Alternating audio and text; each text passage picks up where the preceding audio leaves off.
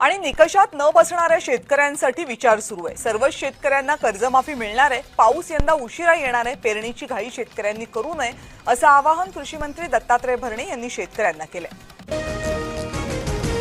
संपूर्ण महाराष्ट्रातील शेतकऱ्यांसाठी अतिशय महत्त्वपूर्ण निर्णय घेण्यात आलेला आहे। मुख्यमंत्र्यांनी काही मोठ्या घोषणा केलेल्या आहेत, तसेच शेतकऱ्यांना काही गिफ्ट मिळणार आहे। याविषयीची संपूर्ण माहिती या बातमीपत्रामध्ये तुम्हाला बघायला मिळणार आहे, त्यामुळे व्हिडिओला कुठेही स्किप न करता शेवटपर्यंत बघा।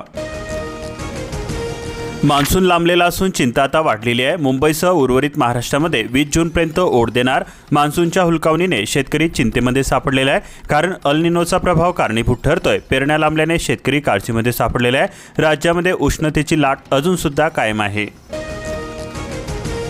रोहिणी पाठोपाठ मृग सुद्धा चालले कोरडेच। बळीराजाच्या नजरा आकाशाकडे लागलेल्या आहे। चिंता वाढलेली असून बाजरी, मूग, सोयाबीनच्या पेरण्यांवरती संकटाचे सावट दिसून येते। कृष्णा नदीत केमिकलचे पाणी आरोग्य धोक्यामध्ये। सातारा जिल्ह्यातील प्रदूषण नियामक मंडळ अजून सुद्धा झोपेमध्येच आहे। दवाखाने हाऊसफुल झालेले आहे।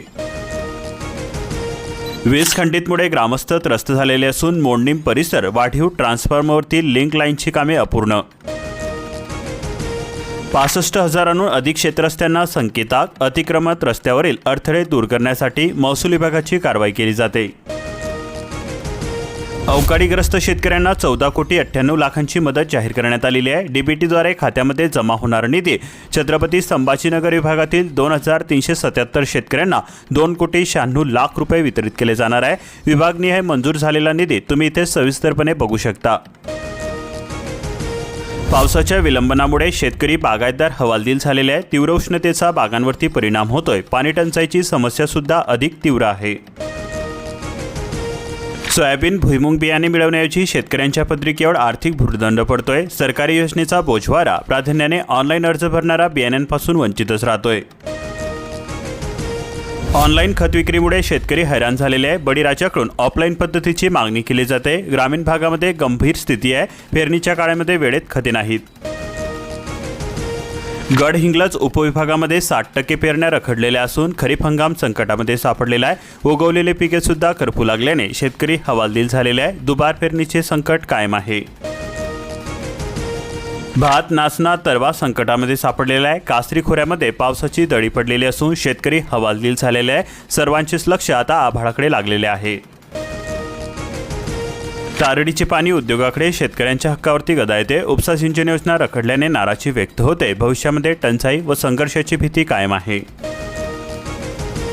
खरीप हंगाम हा दुष्काळाच्या छायेमध्ये सापडलेला आहे। पेरण्या रखडलेल्या असून रोहिणी कोरडे गेलेले आहे। मृग सुद्धा निष्क्रिय होत आहे। अल निनोच्या सावटाने शेतकरी चिंतेमध्ये सापडलेले आहे। शक्तीपीठ महामार्ग रद्द करा, शेतकऱ्यांची कर्जमाफी करा, राजू शेट्टी म्हणाले। पंढरपूर येथे शेतकऱ्यांच्या सरसकट कर्जमाफीसाठी सुरू असलेल्या आमदार रोहित पवार यांच्या अन्नत्याग आंदोलनाला त्यांनी पाठिंबा दिला। 5 महिने पुरेल इतकाच विभागामध्ये चारा उपलब्ध आहे। नाशिक रोड परिसरामध्ये पाऊस लांबल्याने शेतकऱ्यांसह पशुपालकांची चिंता ही कायम आहे। रेशनसह चिमुकल्यांच्या पोषण आहाराचा काळाबाजार होतोय। कलीम कुरेशीच्या गोरखधंद्याला गुन्हे शाखेचा दणका बसतोय। जालना जिल्ह्यामध्ये फक्त 13% पीक कर्ज वाटप करण्यात आलेले आहे। खरीप हंगामाच्या तोंडावरती 87% शेतकरी अजून सुद्धा प्रतीक्षेमध्ये आहे। एनपीए वाढल्याने बँकेचा आखडता हात। ज्वारीला सोन्याचा भाव आलेला असून ज्वारी 4,800 रुपयांवरती गेलेली आहे। जालना बाजार समितीमध्ये तुरीला सरासरी 7,600 रुपये असा दर मिळालेला आहे। तसेच जालना बाजार समितीमध्ये इतर मालाला काय भाव मिळालेला आहे प्रति क्विंटल अनुसार तुम्ही इथे बघू शकता। बांधकाम कामगार नोंदणीसाठी 90 दिवस काम केल्याचे अधिकृत प्रमाणपत्र आवश्यक ठरणार आहे। मिळणारे लाभ विनामूल्य थेट बँक खात्यामध्ये जमा होणार। पैशाची मागणी केल्यास तक्रार करा। पाऊस लांबल्याने शेतकऱ्यांचा ठिबक सिंचनाकडे आता कल वाढल्याचे चित्र दिसून येते। अल निनोमुळे पावसाचे अंदाज सुद्धा चिंता वाढवणारे ठरत आहे। वाशी तालुक्याला वादळी वाऱ्याचा तडाखा बसलेला असून घरावरील दगड डोक्यामध्ये पडून महिला जखमी झाली। परिसरातील पिकांसह आंब्यांचे सुद्धा मोठे नुकसान झाले। देवदर्शन करून परतताना भाविकांचा पिकअप विहिरीमध्ये कोसळलेला असून यामध्ये 8 भाविक ठार झालेले आहे। सोलापूर जिल्ह्यातील तांदुळवाडीजवळ ही घटना घडलेली आहे। पंढरपूरच्या बावचे कुटुंबियावरती काळाचा घाला। 6 जणांना वाचवण्यामध्ये यश आलेले असून 5 महिला आणि एक 6 महिन्यांच्या बाळाचा यामध्ये मृत्यू समावेश आहे।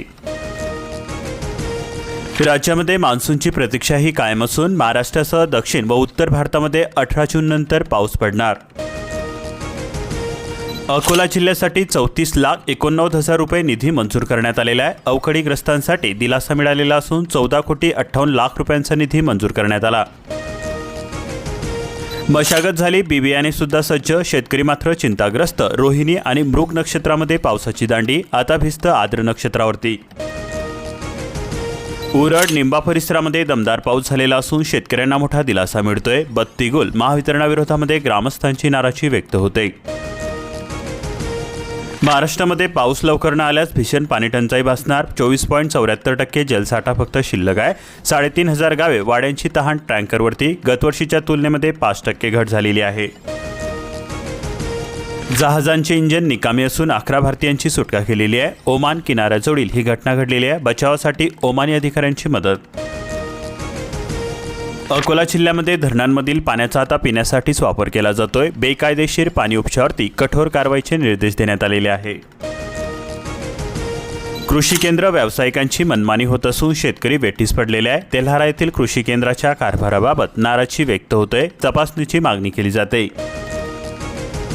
रोहनखेड परिसरामध्ये घरकुल अनुदान रखडल्याने लाभार्थी अडचणीमध्ये सापडलेल्या आहे. आंदोलनाचा सुद्धा यावेळी इशारा देण्यात आला. पाऊस पडेना, मजुरांच्या हाताला रोजगार हमी योजनेच्या कामांचा आधार मिळतोय. अकोला जिल्ह्यामध्ये रोहेची 1,723 कामे सुरू करण्यात आली. जलजीवन मिशन योजनेमध्ये नवा अडसर ठरतोय. 75% काम पूर्ण झाल्याशिवाय मिळणार नाही निधी. 653 योजना अद्याप सुद्धा अपूर्ण आहे. कंत्राटदारांची वाढणार धावपळ. खडकपूर्णा शून्यावरती 13 प्रकल्प हे कोरडेच असून प्रकल्पातील घटत्या साठ्याने भविष्यातील आता चिंता वाढवलेली आहे. शेगाव तालुक्यामध्ये 44,500 हेक्टर क्षेत्रावरती होणार खरीपाची पेरणी. हुमणीअळी नियंत्रणासाठी प्रभावी उपाययोजना सुरू करण्यात आलेली आहे. दिसतात सारखे मात्र वजन वेगळे आहे. आता 9 मापामध्येच खाद्यतेल विक्री. केंद्र सरकारचा महत्त्वपूर्ण निर्णय. ग्राहकांना किमतीची तुलना करणे होणार सोपे. रोहिणी कोरडे मृग अर्धा संपला असून पावसाची शेतकऱ्यांना प्रतीक्षा आहे. देऊळगाव कुंडपाड परिसरामध्ये कामे आटोपलेली आहे. आता वर्षाला केवळ 4 सिलेंडर. उज्ज्वलाच्या घरोघरी पुन्हा चुली पेटताय. अनुदानामध्ये कपात, गॅस दरवाढ आणि टंचाईचा फटका बसतोय. महिलांची सरपणासाठी पुन्हा भटकंती होते.